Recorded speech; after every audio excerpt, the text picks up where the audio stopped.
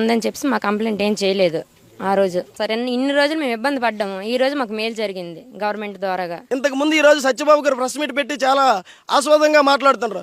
ధనపేటలో చాలా రక్త జరిగిపోయింది, చాలా జరిగిపోయిందని. ఇక్కడ ఉన్న సర్పంచ్కి ఆ దారి 15 ఎకరాలకు ఉండేది. అదే దారిలో సర్పంచ్ గారు వెళ్ళేవారు.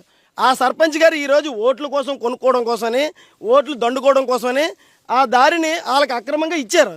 ఈరోజు నేను జవాన్ అని చెప్పుకుంటున్నాడు కదా, జవాన్ అయితే రోడ్లు ఆక్యుపై చేస్తారా? జవాన్ అయితే రోడ్ల మీద ప్రహరీ గోళ్ళు కడతారా?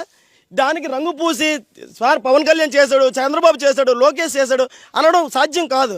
రెండోది ఏమంటే ఇది ఇప్పుడుది కాదు, ఆ రోజు వైసీపీ ప్రభుత్వంలోనే మేము స్పందనలో పెట్టి ఆ రోజే జీవో ఇచ్చారు. ఎంఆర్ఓ ఇస్తే బాబు ఇది మీది కాదు, నోటీస్ ఇచ్చారు, ఇది మీది కాదు అని తీసేయండి అని చెప్పారు.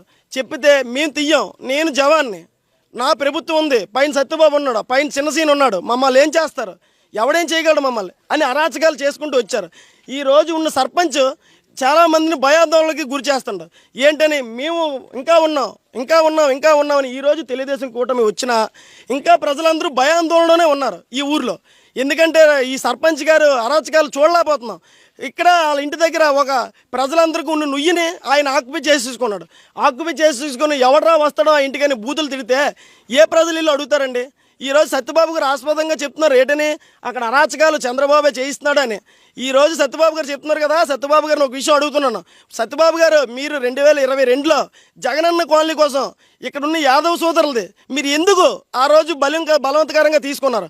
ఆ రోజు వాళ్ళు బతుకు మీద ఎందుకు మీరు పట్టుకూడు కోసం కొట్టారు? ఆ రోజు కొట్టి ఇంకో దగ్గర ల్యాండ్ కొని ఇంకో దగ్గర జగనన్న కాలనీ ఇవ్వచ్చు కదా. జగనన్న కాలనీ ఆ రోజు ఎందుకు మీరు ఇవ్వలేదు? వీళ్ళు తెలుగుదేశపోలని వైఎస్ఆర్కి ఓట్లు వేయలేదని ఆ రోజు మీరు కక్ష సాధింపుగా ఎంఆర్ఓని తీసుకొచ్చి, ఎంపీడీఓని తీసుకొచ్చి, ఎమ్మెల్యేతో ఫోన్ చేయించి మీరు ఆ రోజు అరాచకాలు చేసి తీసేసి ఇంకా కేసులు పెట్టి వాళ్ళు ఇంకా ఈ రోజుకి కోర్టులు తిరుగుతున్నారు. ఇక్కడ ఉన్న సర్పంచ్ గారు ఏకదాటిగా ఒకే భయాందోళన. ఆడవాళ్ళు భయం చేస్తుండ్రు, మగవాళ్ళు భయం చేస్తారు, పిల్లలు భయపెడుతుండ్రు, మేము అది కేసులు పెడతామంటారు. ప్రభుత్వం వచ్చినా అందరూ భయాందోళనతోనే బతుకుతున్నారు.